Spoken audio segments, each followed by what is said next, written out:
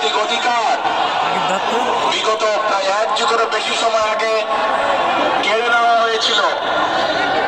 বাংলাদেশের মানুষের কথা বলার যে অধিকার বিগত প্রায় 1 যুগ আগে কেড়ে নেওয়া হয়েছিল, সেই অধিকারকে প্রয়োগ করার, যার জন্য গত 1 যুগে হাজারো মানুষ